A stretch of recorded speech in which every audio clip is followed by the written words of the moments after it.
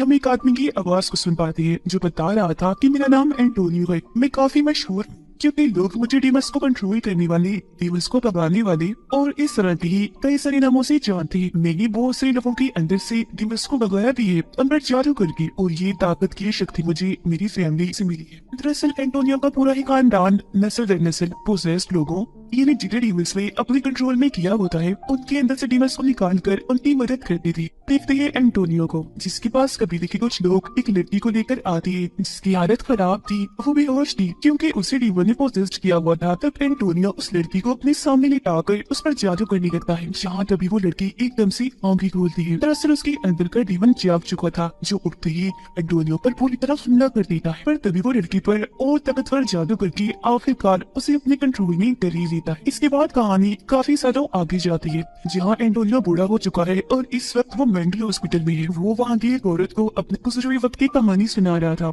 जिस पर हैरत से वो औरत पूछती है कि आप पहले बहुत सारे डीमंस हुआ करती थी जिन्हें तुम भगाने का काम करती थी। तब एंटोनियो कहता है कि वो सब लीजेंड्स थी, ये डीमंस का एक ग्रुप जिसमें बहुत सारे डीमंस थे जो सबकी सब खतरनाक थी। तभी इधर एक डॉक्टर आकर एंटोनियो को अपने साथ ले जाता है। हमें पता चलता है कि वो यहाँ मेंटल हॉस्पिटल में इसलिए है क्योंकि गलती से उसके हाथों किसी का खून हो गया था। पुलिस को छानबीन करने पर उसके घर से ढेर सारा जादू और डीमंस को भगाने का सामान मिला, जिससे पुलिस को लगा कि शायद उसका ज़हनी तवाज़ुन खराब है। इसलिए उन्होंने एंटोनियो को मेंटल हॉस्पिटल में भेज दिया ताकि उसके दिमाग का इलाज हो सके। यहाँ पर वो अपना टाइम गुजारने के लिए बाकी के मरीजों को अपने पास की कहानियाँ सुनाया करता था। साथ ही थोड़ा एंजॉयमेंट के लिए यहाँ जो ड्रामास हुआ करती थी उनकी कहानियों भी वो लिखता रहता था। और फिर ऐसे एक दिन वो ड्रामा के डायरेक्टर को कहता है कि डीमंस को भगाने वाला इंसान कभी भी डीमंस की आंखों में नहीं देख सकता, क्योंकि ऐसे करने से उसकी शक्तियाँ कमजोर होने लगेंगी और डीमन ताकतवर होता जाएगा। अब उसके दोस्त जो मरीज थी कहती है कि हम बोर हो रहे हैं, चलो आज हमें और कहानियाँ सुनाओ अपनी पास्ट की।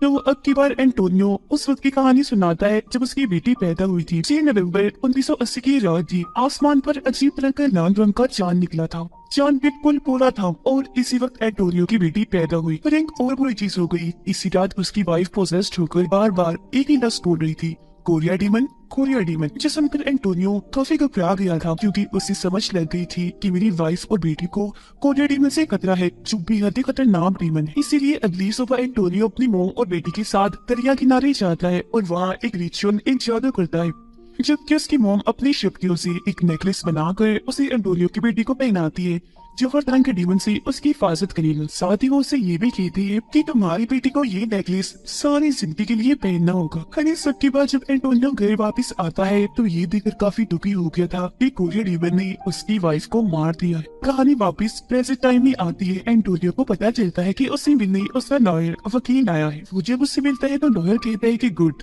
बहुत खूब, तुम बहुत अच्छा काम कर रहे हो, ऐसे ही शांत बर्ताव रखो क्योंकि ऐसा करने से तुम्हारा ही फायदा है। तुम्हें जल्दी से इस मेंटल हॉस्पिटल से छुट्टी मिल जाएगी। लेकिन एंटोनियो को टीवी पर चल रही खबर से पता चलता है कि जब उसकी बेटी पैदा हुई थी, जब रेड मून निकला था, बिल्कुल वैसे ही रेड मून फिर से दिखने लगा। इसके बाद अब एंटोनियो की बेटी को देखती है जो अब काफी बड़ी हो गई थी और एक कंपनी में जॉब करती थी। फिर रात को जब वो सो रही थी तो उसे अपने पास किसी डीमन का एहसास होता है जो धीरे धीरे करके उसके पास आ रहा था, जिस आहट से उसकी आंख खुल जाती है और उसे अपने सामने एक डीमन देख भी जाता है। पर हैरत, वो बिल्कुल भी नहीं डरती, ऐसे ही नॉर्मल होती हुई वो डायरेक्ट से जाती है। पर डीमन वहाँ से गायब हो गया था। अब यहाँ उसकी बेटी ने डीमन को देखकर कोई एक्सप्रेशन यानी तासुरात इसलिए नहीं दिए क्योंकि ये डीमंस वगैरह उसके लिए नई चीज नहीं थी, मतलब कि बचपन से ही वो ये सब कुछ देखती आ रही थी। फिर इसके बाद अगले दिन एंटोनियो से मिलने एक लड़की आती है जिसका नाम क्लियर था। क्लियर के जरिए एंटोनियो को अपनी मॉम का मैसेज मिलता है जिसमें वो कहती है कि इस रेड मून वाली रात को कोरिया डीमन तुम्हारी बेटी को सैक्रिफाइस कुर्बान करेगा, यानी उसकी बलि देगा। तो अब उसे रेड मून की रात होने से पहले कोरिया डीमन को कत्ल करना होगा। तो इसलिए अब एंटोनियो इस मेंटल हॉस्पिटल से भागने का प्लान बनाता है, लेकिन भागते भागते गार्ड से बचने के चक्कर में वो उस औरत के कमरे में चला जाता है जिससे वो कहानियां सुनाया करता था। वो एंटोनियो को कहती है कि तुमने अपनी बेटी की कहानी अधूरी सुनाई थी, आगे क्या हुआ वो तो बताओ।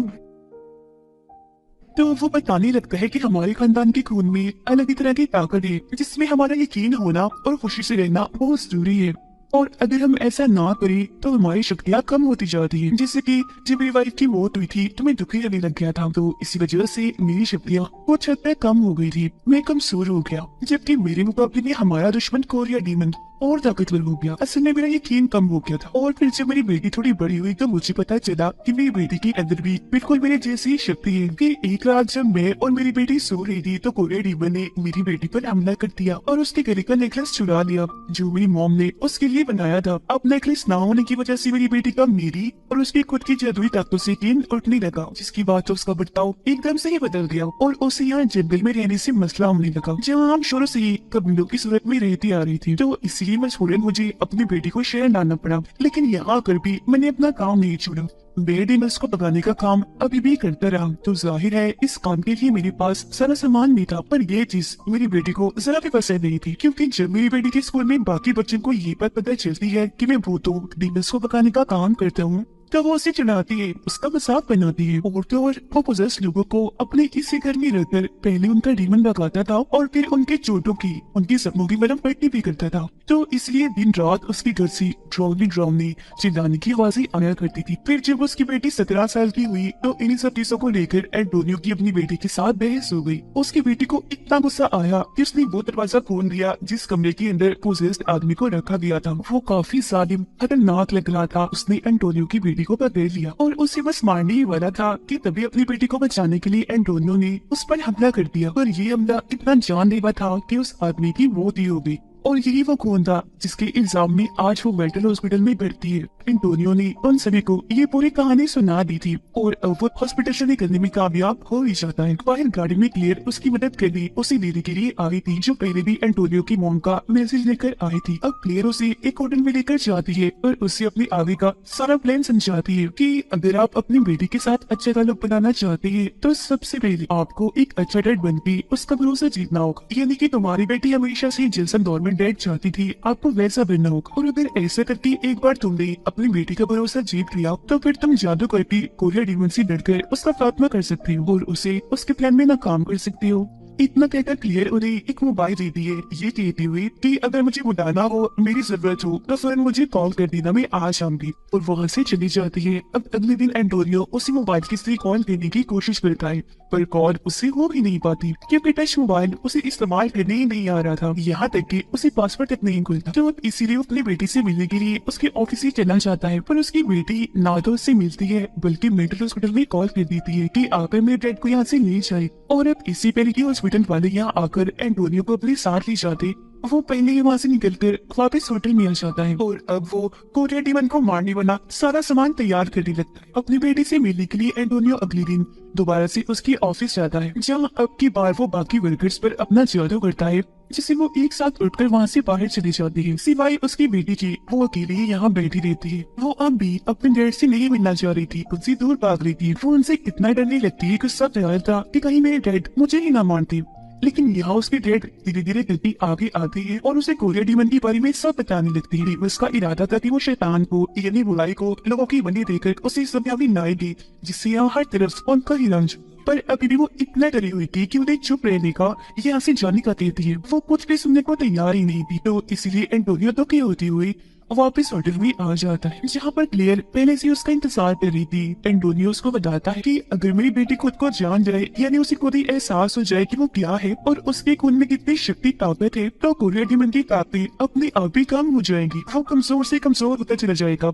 बस मेरी बेटी को इस सब पर यकीन करने की जरूरत है ना। क्लियर उसे अपनी हिफाजत करने के लिए एक होली वाटर की बोतल देती है, जो डीमन से लड़ने में उसके काम आएगा और इसकी हिफाजत करेगा, और खुद यहाँ से चली जाती है।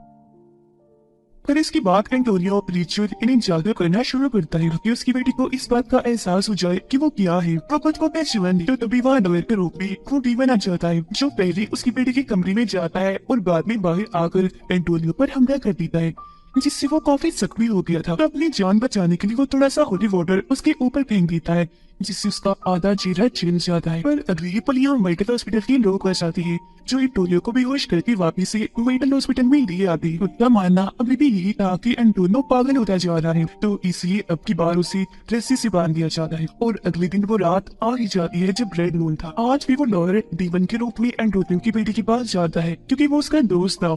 वो उस पर हमला करके बेहोश कर देता है और फिर उसे सेक्रीफाइस करने वाला काला जादू करना शुरू करता है। उधर हॉस्पिटल की एक नर्स जब एंटोनियो को सामान चेक करती है तो उनमें से उसे वही वाटर भी मिल जाता है, जिसे वो शरबत समझ के पी जाती है। उसकी ऐसा करती वो बदलने लगती है जैसे वो एक नेचर डीमन बन रही है और उसे भी किसी ने पोसेस्ड कर लिया। वो काफी डरावनी लग रही थी, चीख रही थी, चिल्ला रही थी, पूरे हॉस्पिटल में घूमने लगती है, जिसे देखकर हॉस्पिटल के सारे लोग काफी डर जाते हैं और अपनी जान बचाने के लिए इधर उधर भागने लगती है, जिससे वहाँ डॉक्टर मच जाती है। वो औरत सीधा जाती है एंटोनियो के कमरे में। वो रस्सी से बंधा हुआ था तो आजाद होने में उसकी मदद करती है। इसी दौरान यहाँ क्लियर भी आ चुकी थी, जो एंटोनियो को अपने साथ लेकर सीधा उसकी बेटी के घर पहुँचती। उधर एंटोनियो की बेटी पर उसका दोस्त यानी लॉयर सेक्रीफाइस वाला जादू कर रहा था, जिस बीच उसकी बेटी को होश आ जाती है और वो अपने दोस्त जिसे डीमन ने पोजेस्ट किया हुआ था पेट में चाकू घुसा देती है और वहाँ से भागकर छत पर आकर छुप जाती है। जिसकी थोड़ी देर की बाद वहाँ एंटोनियो और क्लियर भी आ जाते हैं हथियार अपने साथ लेकर। पर मौका देकर कोरिया डीमन पीछे से आता है और क्लियर पर हमला करके उसे जख्मी कर देता है, जिसके बाद एंटोनियो के पास कोरिया डीमन उसकी वाइफ के रूप में आता है और उसे जज्बाती बातें करके